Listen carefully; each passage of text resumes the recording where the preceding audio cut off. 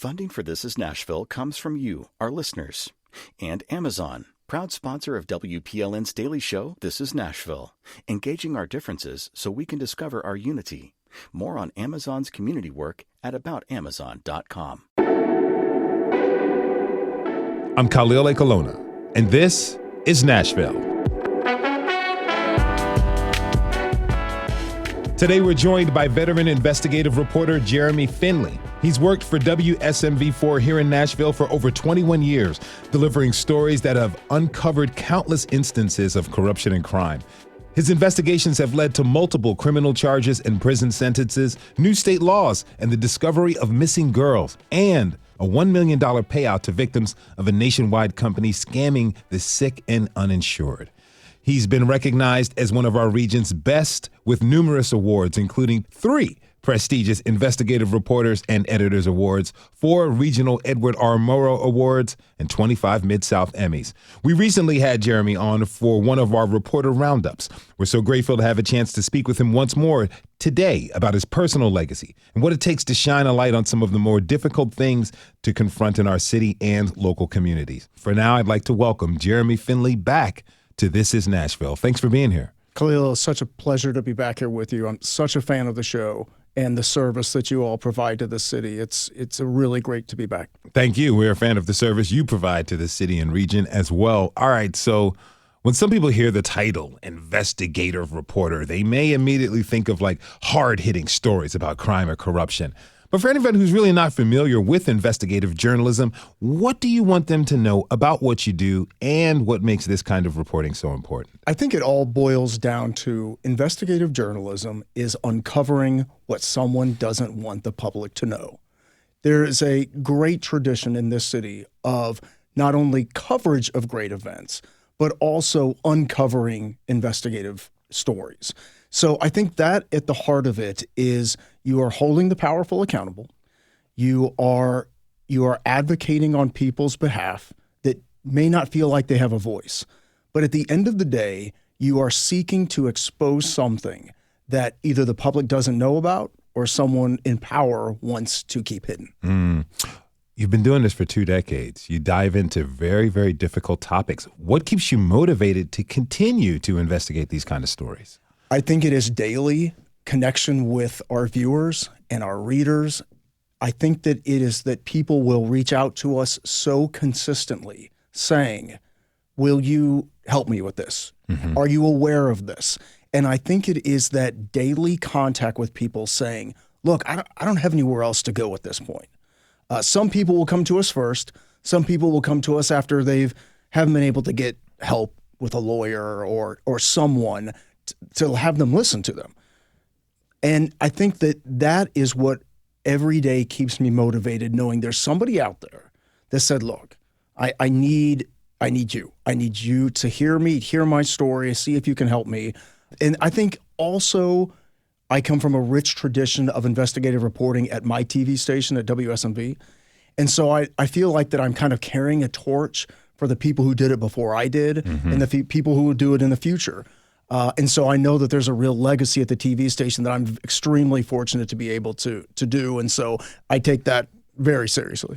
Okay, what's it like when you're talking with someone outside of work, not when you're at a cocktail party or at the airport telling people what you do, but you meet someone and you say, hey, I'm an investigative reporter. How do folks generally react? You're the guy that, if there's a politician walking down the street, you're the guy that walks up with a microphone and asks a bunch of questions. And I always tell people, well, that may be the case, but that's actually the very last thing we like to do. Mm-hmm. And you always see that image of the investigative reporter kind of like jumping out of somewhere and asking some questions.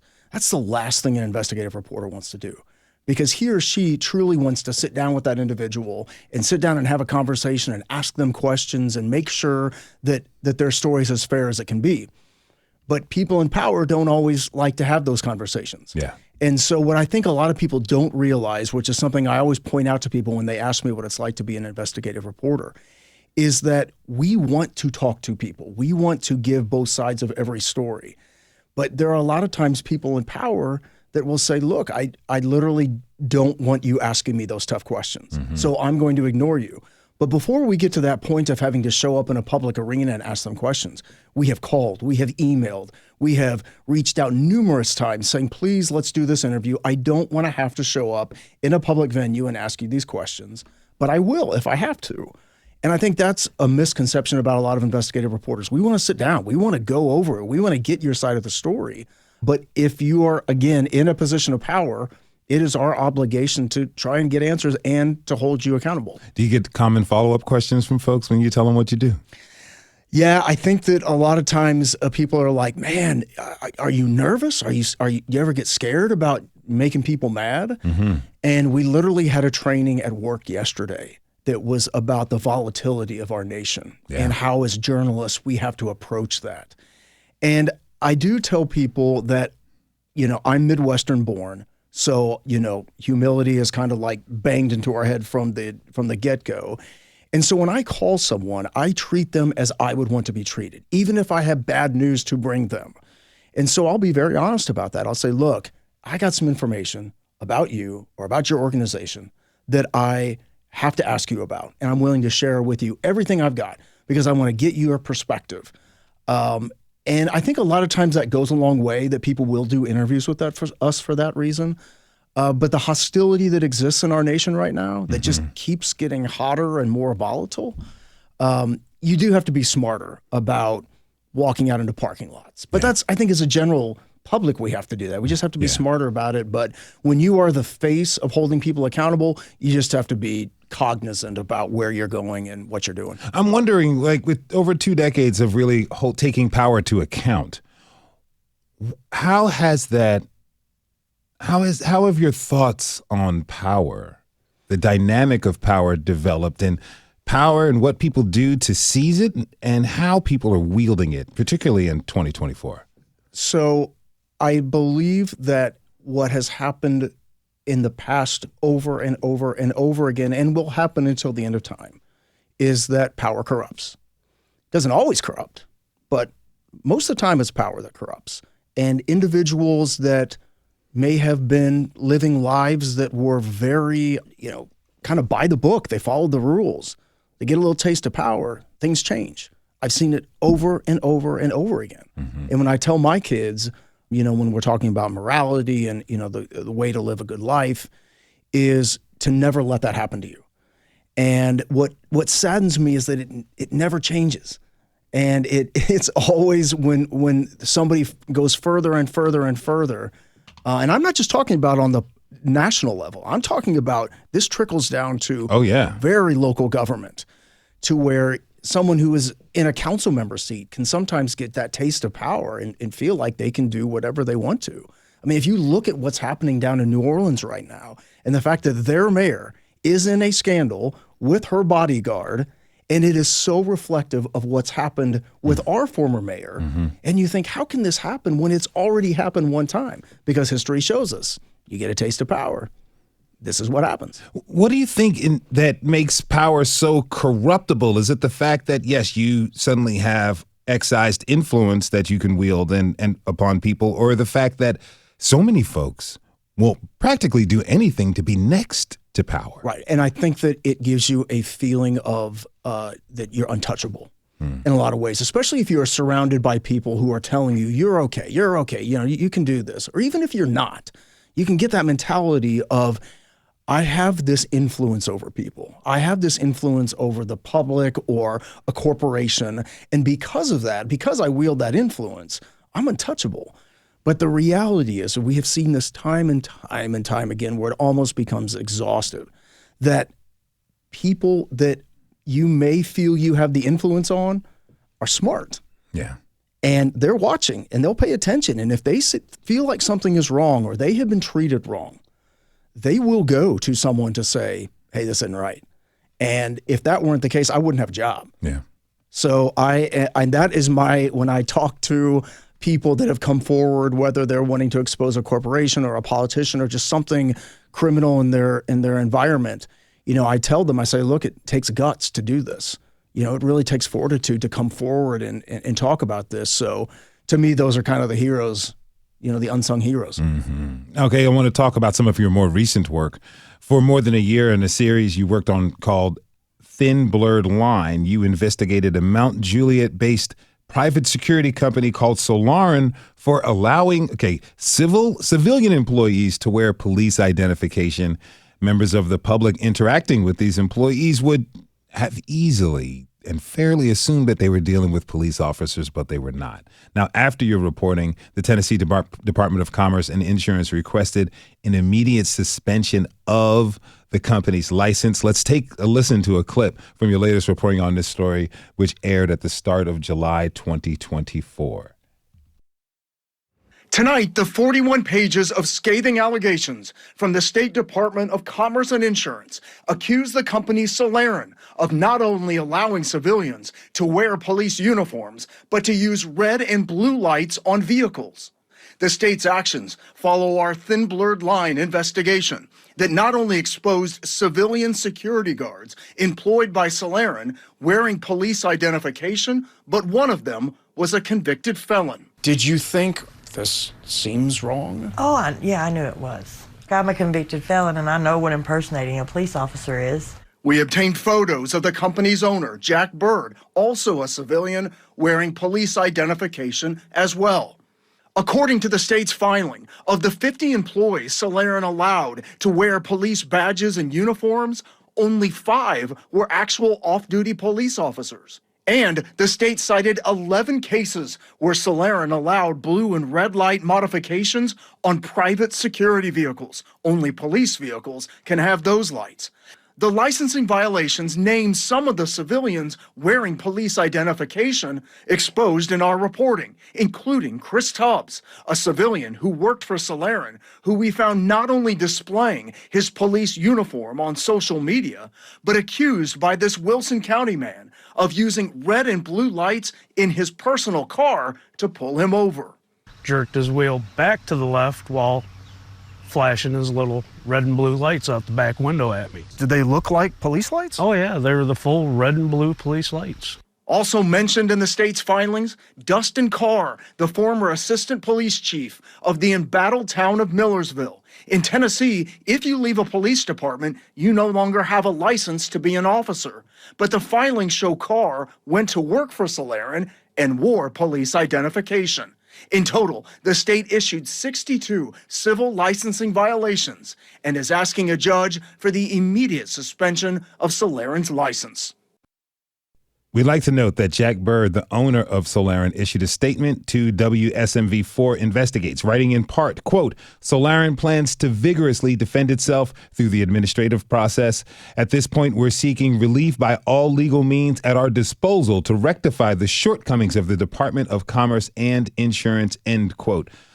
This kind of reminds me of the 1990 movie Miami Blue. Mm-hmm. With Alec Baldwin, where he impersonated being a cop. I was working at the movie theater when this came out, so I saw the movie about 20 times. There you go. Kind of ridiculous, but tell me, how did you initially find this story, and why did you decide to pursue it? So I'm fortunate to have many sources that are security officers and police officers throughout Middle Tennessee, and literally came to me from a source of mine who said, look, something is strange is going on here, where there are these people that are wearing police identification, and they're working in downtown Nashville, and they're working at the Opry Mills Mall, and they have, again, uniforms on that say police, but they're not police. They're not cops.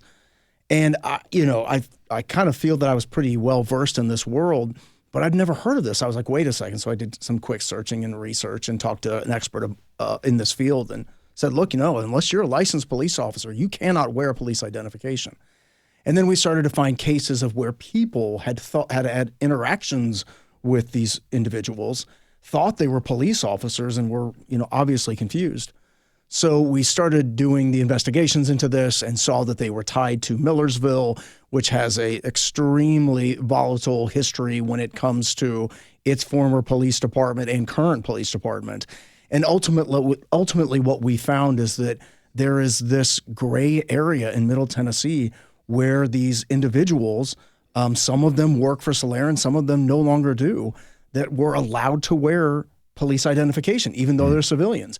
And so now that has come before the State Department of Commerce and Insurance, and it's ultimately going to go before an administrative law judge that will determine, okay, what's allowed, what is and isn't allowed, and knowing as well how confusing this is to the public. It's very confusing. So we have private security personnel, uncertified reserve officers, and then certified law enforcement. Can you briefly explain the difference between the three? Happy to. So a security guard is someone that has to be licensed. Security guards must be licensed. And if you are licensed, it doesn't matter if you're law enforcement or not. Off-duty police officers can also work security as off-duty police officers working security. The problem is only law enforcement, certified law enforcement that does off-duty police work as a security guard, they're the only ones that can wear police identification. Okay. So if I am a police officer who wants to work off duty for a security company, I can wear that police identification. But if you don't have that law enforcement certification, you cannot have police identification on you. It doesn't matter. And so long story short, if you see someone wearing a police identification that is a security officer, they should have a license to be a police officer. They're just working off duty. Okay. But if they don't, that's where the problem comes in. All right. So when you were looking into this, who did you begin to reach out to? What kind of records were you searching for? So it was really tough because this is completely uncharted waters. Like we had seen nothing like this in Nashville or anywhere else. So what I initially started doing is we did undercover work. And I did kind of the old-fashioned shoe leather, going down into downtown Nashville, going to the Opry Mills Mall, seeing what I could document in terms of if these people were in fact wearing police identification. When we were able to do that, we were able to work with our sources at this point that had come with us and get the identifications of these people and then run their background with the state to see if they were certified. And ultimately what we found is they weren't certified. They weren't licensed law enforcement. So at that point, we could go forward. But it was, at the beginning, very difficult to figure out what's going on here and how is this even allowed? And it's just ballooned into all of the stories that we've done and all these connections with Millersville. And but I will tell you, viewers will ask me about it all the time because it is just such a how can this kind of be kind of story. It's pretty fascinating. You know, what kind of different responses have you seen from individuals and organizations you confront when you have clear evidence of malfeasance or some sort of failure? So it's interesting. It's only been about 5 years ago, maybe about 4 years ago. I had a executive who was working for this countywide organization that was taxpayer funded, and I had the proof on this guy that he was not showing up. He was making a great salary, but he wasn't showing up for work, and he was traveling while he was cashing on his time cards and everything, and I had all the proof. And I called him, and I said, look, I just want to sit down with you. I want to show you what I've got. I want to share everything, and then I need to ask you these questions. And he said to me, my president thinks you're fake news, and I think you're fake news too. Mm-hmm. And, it just kind of surprised me that I was like, wait, this whole concept of accusing the media of fake news has really become this own entity to where even if there's proof you've done something wrong, even if there's proof that something has happened, you can throw up the mantra of fake news and use that as a shield. Oh, that's just fake news. When it's the truth. Mm-hmm. And I think that's what troubles me the most is that we will approach people, organizations, businesses with proof and say, listen, this is what we've got. And they will come out and say, no, you're distorting the facts. You're distorting this for your own agenda. And we're like, look, there literally is no agenda. We don't go just after Republicans. We don't go just after Democrats. Everybody's open. We go, we investigate anybody. So there is no agenda. So that's, I think, what troubles me so much is when we go to these organizations and say, this is what we've got. There's now this pushback of, you're just distorting it. Yeah. But in the case of the gentleman that I was talking about, he ultimately was removed from the job. Okay. It's like this new era 2024 style denial system. That's right. Denial protocols that people engage in. Last question before we take a break. Is there any response that you're hopeful for or that you believe will most likely lead to actual accountability and change when you're dealing with these folks? I know that's a pretty difficult question. It is, but my response is that I am more infused than I've ever been because I believe people have had enough. I really do feel like there's a lot of people in this country and in this city who have said, look, we're tired of the status quo. I think they're tired of not being told the truth from social media and, I think a lot of it does come from social media. And they're hungry for that. I also just came from a conference of investigative reporters and editors, and I saw the people that are so dedicated to this job. Mm-hmm. And they are working so hard to make sure that the best journalism is out there that's ever been. And I think also what we've seen in our country, when we've seen titans fall, a lot of it's because of journalism. Mm-hmm. When you think about Harvey Weinstein, he was brought down by journalists, especially two female journalists that were just, and Ronan Farrow talks about how he was treated when he was trying to get to the truth there. And these titans have fallen. At some point, they will fall. People will have enough. All right, let's take a short break. When we return, we'll talk with Jeremy about his own path to investigative journaling, so stay with us. This is Nashville.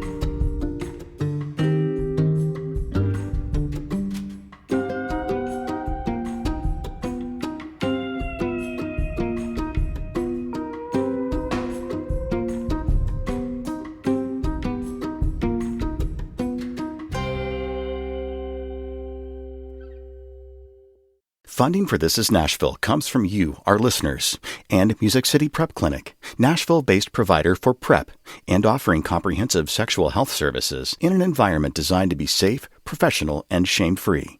Learn more at musiccityprep.org. I'm Khalil Ekolona, and this is Nashville. Welcome back to the show. We are talking today with Jeremy Finley, Chief Investigative Reporter for WSMV4 News. Jeremy, really glad to have you here. Thanks. It's great to be here. Thank you so much. All right, so you grew up in Illinois. Your mom was and still is a piano teacher. Your dad was a veterinarian. Now, what was one thing that your parents taught you or really instilled in you that you continue to rely on today? So I thank my mother in particular for this. We could read anything that we wanted to. That was age appropriate, right? Yeah. But there was no limitations on the amount of books that we could bring into the house. And there was no limitation on the amount of news that we could consume. My parents were just very involved and interested news consumers. So the newspaper came every day, the radio was on, the local news was watched, the network news was watched. 60 Minutes was a huge part of what I watched. And so there was this, if you were interested in it, let's go to the library. At that point, obviously, we wasn't able to get online and get information. But I think that is what I credit them both so much for, is that if there was a book that, had some maybe controversy to it or whatever, they're like, we'll read it, we'll talk about it. Not my dad as much. He was much more of a science-minded kind of guy, but my mother was very much me. We sat down and read Huckleberry Finn, and she read it to us. And I remember her, being kind of alarmed by some of the, language in the story. And I was little, but she was like, this is how they talked, and this is what they did. And so that was something that I have passed along to my own children, to be like, look, if it's age appropriate and you're ready for it, and I think parents know. But I credit them so much for that. Do you give your dad credit? I mean, he was a science mind, really evidence-based, investigative journalism, evidence and fact-based. Yeah, absolutely. He, beyond that, he was a very quiet, mild-mannered individual that was dedicated to service. And not only was he, a small-town veterinarian, but he was actively involved in the Lions Club. And he did all of this, and there was no glory. There was there was nothing to it. It was late nights and little pay, and of course, working for the Lions Club, he didn't get anything out of that. But watching him my entire life this is a man that is dedicated to helping other people. And I didn't have the science mind, so I certainly wasn't going to be a veterinarian. But there was something about the public service aspect of it that I really liked, and I knew that I loved to write. And I think even subconsciously, I was like, oh, this is something that I can do to really serve the community in which I live. And I still feel that way. So I think my dad's legacy, unfortunately he passed away, is very much how much service was a part of his life. I heard that as a young kid, you were really determined for answers. Like, you required absolute proof. In fact, you even wanted evidence from Santa to prove that he was real. I was that kid. And I'm that adult, the same thing, where I just had questions all the time. I would eavesdrop on adults' conversations, and I'd say, why did Uncle Bill say that? She's like, you're not supposed to be paying attention to this. I'm like, oh, well, I am. And so my parents tell the story of when I was little, I wanted proof that Santa was real. And so I wrote Santa a letter, and I said, if you're real, sign right here. And I went to bed that night, and next morning I woke up, bam, Santa's signature. Santa's signature. Got it. So, yeah, I think that, there are certain kids that are just inquisitive. Mm-hmm. And that was me. I just always was seeking answers, and I wasn't afraid even then of kind of pushing the envelope a little bit to try and figure things out. I'm thinking now when you reflect back to Santa signing that letter for you, do you think now, like, man, I should have taken it to a signature specialist? Oh, absolutely. Now it would have been like, wait, that's just one source. Yeah, exactly. We need some video. We need some sound. We need, we need to get all this analyzed. The ink. Why does Santa's signature look a lot like my parents' signature? This doesn't seem right. But, I digress. So when you got to college, did you know that you wanted to pursue journalism? Yeah, again, coming from the Midwestern background, lower kind of middle class, there was I knew that I wanted to be a novelist. I knew I love books and I wanted to be a novelist, but I knew even then, listen, you can't just go out of college and start work as a novelist and get your paycheck. You got to support yourself. And that was very much how it was. And so I got the bug kind of in high school where I started writing for my high school newspaper. And I thought, oh, this is great. I can make a living at this. Of course, I had no idea of what salaries were like or anything like that. Yeah. And so I kind of just went into it blind. I knew I could never have a desk job. I knew that. I was too much of I was seeking adventure, and I was seeking, a kind of an exciting life. And so that just fit from day one. The first time I walked into a college newspaper, I thought, these are my people. I'm here. How did you know investigative journalism was the thing for you?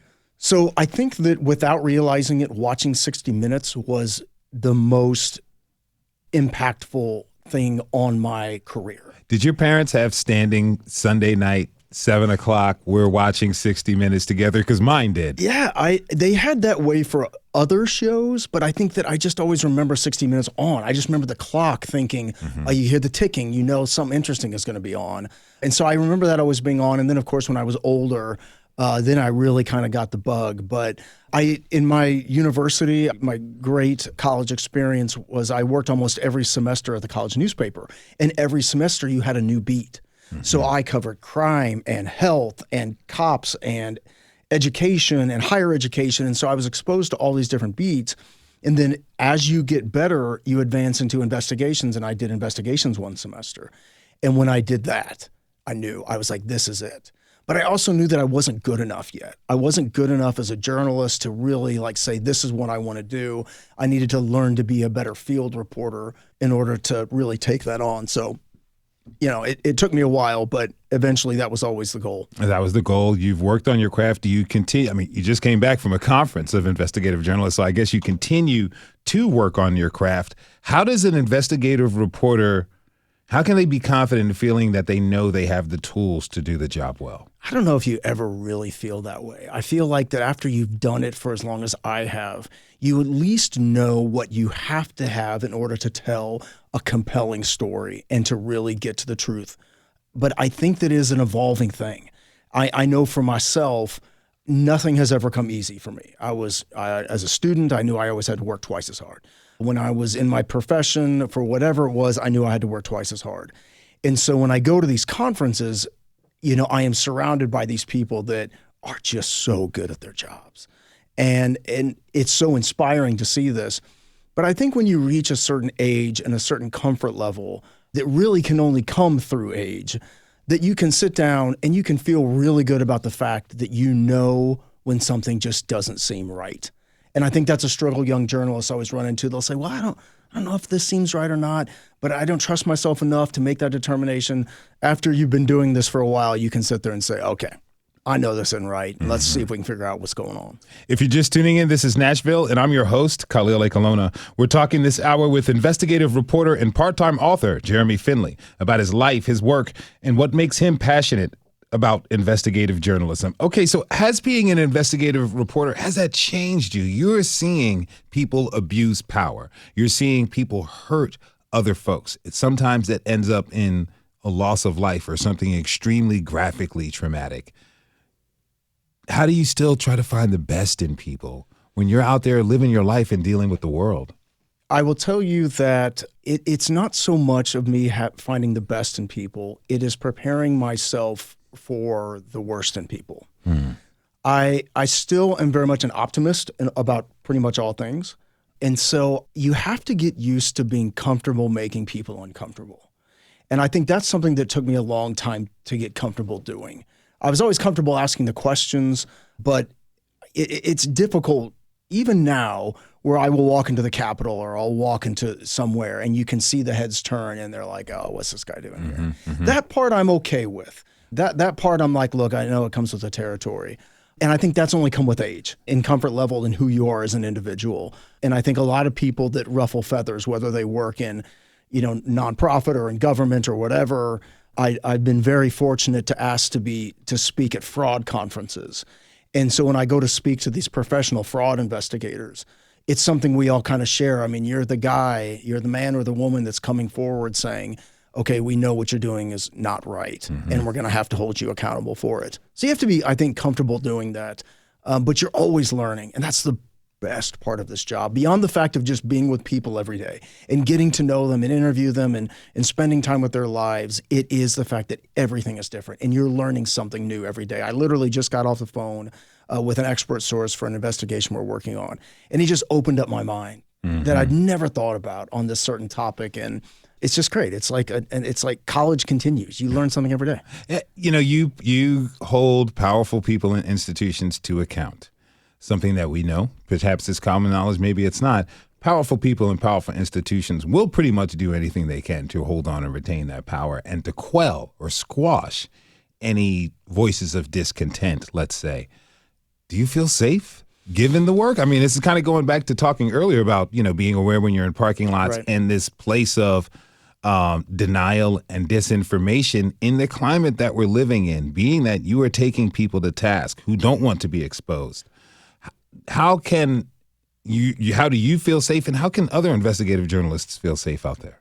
So I think the dangerous part of this comes from feeling you're bulletproof if you've gotten this far and something hasn't happened to you. Now, I'm fortunate in the sense that whatever small amounts of violence or threats that have come to me have not been life-changing. But you have to be constantly cognizant that this could be your day. This could be your day where you approach someone and want to ask some questions and they have had enough and they snap. I think also becoming a parent, you kind of realize, hey, there's some little ones that are counting on me, and I'm married and I want to take care of them. And so I think you just have to constantly be aware of that. And it has changed the way I live my life, especially the older I've gotten. I'm just very, very cognizant about making sure that there's all kinds of security at my house. There are all kinds of cameras. Yeah. And there have been some scary moments. I'll be frank with you. There have been some scary moments where I've been in real fear for the security of my family. And I think that's the part that, scares us the most. But at the same time, it doesn't ever stop you. There's never been a case where I have been threatened, either physically or verbally, where I have backed off. And I think that's just because I'm stubborn. I think it just comes from being, and also a bit of, hey, listen, if you're threatening me, then I know I'm onto something. But it's a realist. I mean, we're very fortunate to be journalists in the United States. When you look at our peers overseas and in Mexico and in war zones, I mean, these people are putting their lives on the line to bring us this information. And plus, again, I go back to that Midwestern upbringing where, I was very much loved, but you very much know your place. You're here to work.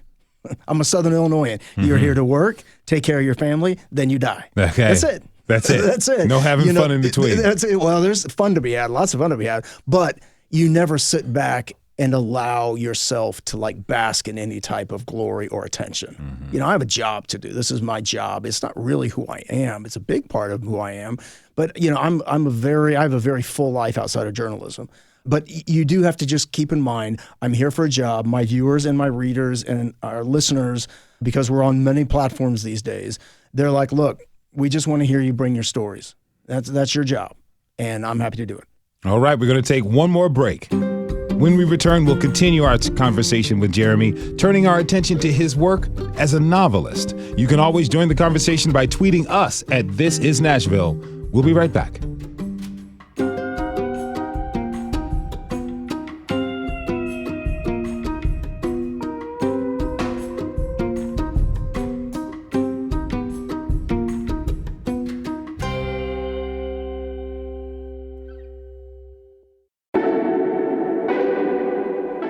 I'm Khalil Ekalona, and this is Nashville. Welcome back. Today we are joined by one of our city and region's best investigative journalists, WSMV4's Jeremy Finley. Jeremy is also an internationally published novelist. He's written 2 novels, The Darkest Time of Night, which is based here in Nashville, and The Dark Above. He also co-hosts Nashville Public Television's A Word on Words, where he interviews authors about their works and writing process. Jeremy, again, glad to have you here, my friend. It's so great to be here. Just love the show. Oh, thank you so much. Now, you are an incredibly busy man. You've got a family and you're doing investigative reporting, a lot of hours, but you've held on to a dream for a long time. You wrote your first book when you were 16. You've now published 2 books, your first in your 40s.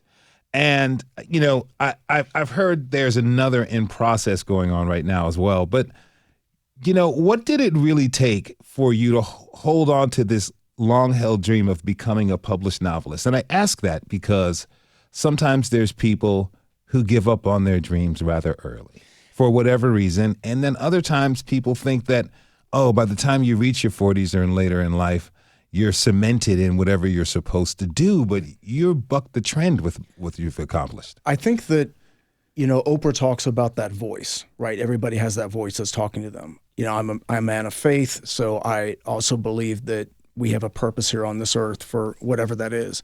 I just know for me that from the first time I wrote a short story, I knew this is it. This is it. I love this. I love this, being able to write a story, and I loved books. And so I knew, even from the 5th grade, I knew this is what I want to do. And, you know, life, you know, it's difficult for all of us. I had a difficult time a lot of times in school, you know, and I just kind of knew instinctively I'm going to have to work twice as hard as everybody else to achieve what they've achieved. So it was not unusual for me to be like, oh, I've, you know, gotten to my 20s and 30s and I've always wanted to be a novelist and it hasn't happened. It was just a thing of, well, you just haven't worked hard enough. You know, it was just, you have to keep going. And so many rejections, so many no's, so many doors slammed in your face. But I just knew, it's like, well, it's just, you're not there yet. You haven't learned enough. You're not a good enough writer yet. Learn, read, learn from the best. And that's essentially what it came down to for me. And so when it finally did happen, and it, you know, hopefully will continue for the rest of my life, because I got a lot of books that I'd like to read, a lot of books that I'd like to write. It never gets easier. Once you reach that platform, it's not like, oh, the doors have opened and off you go. The work continues, and you just want to keep getting better. Yeah. I've got a friend of mine who's recording an album right now, and she wrote these songs. They've been written for years, 5-6 years old. It's a different process in recording them. It is, and it's interesting. In this town, there are so many talented writers and songwriters, and you're astonished by their skills. I just featured a young woman's music in a documentary that we did, and she is so incredible. And I said, why have you not released this music? And she said, you have no idea how talented the rest of the people are in this town, even keeping up with it. But I was saying this to a writer friend of mine yesterday. It really comes down to those who don't quit and those who learn and get better over time. And that is where this kind of success comes from. Now, granted, I also don't believe in luck, but there's something about the universe that just, it makes things a little bit easier for some people. Yeah. You know, and that's what it is. But it is the people that sit there and say, no, I'm going to get better at this. I'm going to work and I'm going to work and I'm going to work and I'm not going to stop till it happens. And so talking about your friend, you know, it is seriously sitting down, doing the work, and making it as good as you can and not taking no for an answer. Yeah, and having the long view in life. I'm sure at 25 years old, you wanted to be a New York Times best-selling author, but at 40, you released your first book. 44. And 44. So mid-40s it happens. That's you right. wouldn't mind to have your most popular book come out, be released when you're 80, huh? Absolutely. I mean, I think about, well, if I keep getting better, if my books keep getting better, then I'll just keep building this audience of readers, because I know as a reader who love authors, I see their books and I'll read them and I'll think, oh my gosh, they keep getting better. Yeah. And so you can keep building that audience. You just have to work at it. Okay, so I hear that your first book, The Dark Above, the idea came from a conversation with your mother-in-law. Yeah, it's crazy. So in my personal life, I'm a huge fan of supernatural fiction and supernatural TV shows and thrillers and crime thrillers and all of this. And so my mother-in-law knew this about me, and I'd been married to her daughter at this point for about 10 years. And anyway, and so we're there doing the dishes at her house.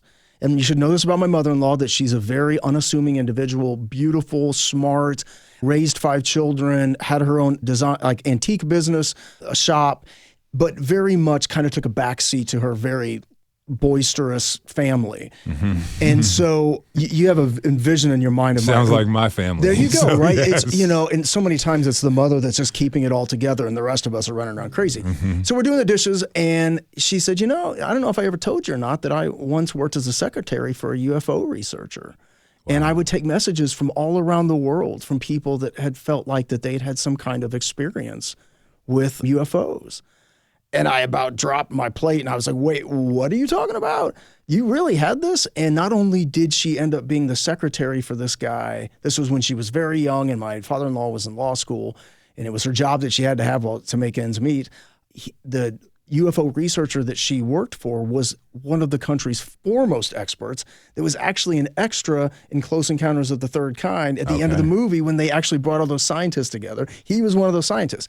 I digress. I thought, oh, man, that's a story. But I can't tell a story about my mother-in-law's life. I need to fictionalize this. And so I came up with the idea. I wrote the book, rewrote the book 100 times, and told her, I said, look, I've written this book. I hope it's okay. And she's like, sure, it's a work of fiction based on this. And after a whole lot of rejections, I had one agent reach out to me, and then another one reached out. I probably had 60 rejections at this point on this book. And they said, look, I really think you got something here, because I kept rewriting as I'd get the rejections. And then 2-book deal with a major publisher in New York. Hey. Happened, you know what I mean? But it happened in my middle 40s. Are you happy that it happened when you were older? I am, because I think that when I was young especially, I didn't know how to write. I know what I loved, but I didn't know how to write. And I wasn't mature enough to be able to handle something like that. The maturity level, I think, is what's important, because what you don't know about publishing is once you get published once and you get published twice, it just keeps getting harder because you have to keep convincing publishers, let me keep publishing, let me keep writing books. And I think oftentimes when you're young, you get a little discouraged. As you get older, you start to just realize, hey, it's just going to take getting back up again and doing it over and in. Yeah. And so, yes, I'm very, very pleased that it happened to me as an older individual. Handling success older is very different. I had some friends and, they went out, and myself included, went out to be, stars in hip hop and things. Didn't really happen that way when we were younger. Yeah. Now, being 50, some of them are on the edge of 50, like so glad that it didn't happen. Oh, I think about all of the young people that we know, especially when you look at pop culture, that have this flame when they're in their 20s and then they burn out for whatever reason. Yeah. And I think I'm thankful every day the success I've had came to me later on in life, because it does not only gives you a sense of humility, but the maturity that comes with it, to where you can sit back and appreciate it, but also know, okay, we're going to keep it even and we're going to just do the work and we're going to have a good life. But you never let it go to your heads. And through my work with A Word on Words, I'm literally able to interview these authors that are just extraordinarily good. And some of them are the biggest in the world. John Grisham, I've been able to interview Grisham. I've been able to interview Don Winslow, the great crime writer. And their humility and how humble they are, it just is extraordinary. And how much they want to help other writers come along the way. And then occasionally you'll get that one writer that you're like, okay, you're a good writer, but I don't want to have beer with you. Yeah. But for the most part, it's just extraordinary. And that's what doing that show, that legendary show that John Siegenthaler started, that my co-host JT Ellison has done just an incredible job in inviting me to come on the show and be a co-host. It's incredible that you get to sit down and question these authors about how they get to write. And then I become a better writer as part of it. So it's important. You just recently turned 50. I did. Welcome to the club, my friend. It's great. It's fantastic, Isn't it great? isn't it? If people knew how good 50 feels. If they knew, they would be like, well, I want to be 50. That's right. Because as long as you take care of yourself, physically and mentally, you just reach that age where you're like, I'm enjoying life, and the things that used to bother me don't bother me anymore. Yeah. And you just feel as adventurous. It's great. That's right. Well, early in the spring, I was overseas, and I was in Vietnam and Thailand. Over there, they don't consider you a full-grown adult until you're 50. Absolutely, right? Yeah. Think about it. I was such a moron in my 20s and 30s and much of my 40s that, it's only when you get to 50 that you're like, okay, yeah, I'm not as dumb as I thought I was. Yeah. I've learned it. And truly, life knocking you down over and over and over again. And if you survive by the time you're 50, rock and roll. And I wanted to ask you about that because you can't really have success without experiencing failure. Oh, absolutely. There's no greater teacher in the world. And I tell this to my girls. I have teenage daughters. And I tell them, I said, look, you will only learn by failure.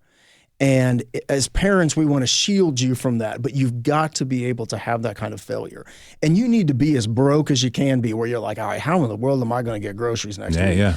To really feel that hunger to be like, to really appreciate everything you have. Mm-hmm. And I think that's where I am in my life, is that I have such an appreciation for the fact that I have what I do. And I'm not talking about material object. I'm just talking about the fact that I'm here with you today. The fact that you guys were kind enough to ask me to come be on your show, and the fact that I have enough life experience that hopefully makes me an interesting person for somebody to talk to. But also, my message is, listen, if you have failed, I've been there with you. Get up, go again, go again, go again, go again. And, eventually, if you're learning, you'll make it. You'll make it. You'll learn. You put one foot in front of the other. That's right. Two final questions for you. What are you looking to explore next as you move ahead in life and your careers? I think that one of the main things that I want to keep doing is spreading the stories that we're doing in terms of investigations into where people are. So we are finding so much success with YouTube. Some of our stories, and this just blows my mind. I have a story that I put on the air probably 3 weeks ago. It has 1 million views on YouTube. I mean, it's astonishing to think. And that's why people say, local news is dying, blah, blah, blah. It's not dying. People have just gone to different places to get it. Mm-hmm. And that's what we as journalists have to realize, is the hunger is still there. The hunger is there. It's just we have to meet people where they are. So that's what I'm exploring now. Like, I'm not great at social media. I'll be completely honest with you. I'm not great about it. But I know that for my children, that's where they get their news. So I've got to move into that space. So I'm excited about doing that. And I'm just as excited about the books that I have to write, the areas that I want to explore, the stories that I want to tell. It really just fires you up every day knowing that you've got that hopefully ahead of you. So seeing that you're interested in thriller, crime, UFO and things, I imagine you're a huge X-Files fan. Oh my gosh. Ridiculous X-Files fan, ridiculous Stranger Things fan, ridiculous fan of horror and true crime. I love Dateline, and I love anything that has to do with that thriller kind of aspect to it. I think that it's just part of the reason why I've kind of found a little niche in both my worlds, to where I work on stories about crime and corruption. That's kind of my jam, where I found my spot, where there's just something about people in these circumstances where they're either experiencing something in real life that has to do with crime or high drama, or in my fiction life when they're dealing with something supernatural or whatever. just people at those extreme edges that just make for great stories. Got an idea. If you're ever interested in getting into screenplays about an investigative journalist who is investigating a big-time politician, but somehow aliens are involved. There you go. It's a hit. There you go. It's done. That's it. Starting writing it now. Jeremy, thank you so much for being here. Khalil, it's been really fun. Thank you so much. Jeremy Finley is the chief investigative reporter for WSMV4 News and a very prolific author. All right, y'all. Thanks to you for tuning in this hour. This is Nashville is a production of Nashville Public Radio. Today's episode was produced and directed by Katherine Ceicys. Our technical director and board operators, Liv Lombardi. The masterminds behind our theme music are Larange and Namir Blade. You can listen back at thisisnashville.org or wherever you get good podcasts. And the conversation doesn't end here. Tweet us at This Is Nashville. Find us on Instagram and tell us what you want from our show by filling out our quick survey online. You can also call to leave us a message at 615-751-2500. This is Nashville. I'm Khalil Ekalona. We'll see you tomorrow, everybody, and be good to each other.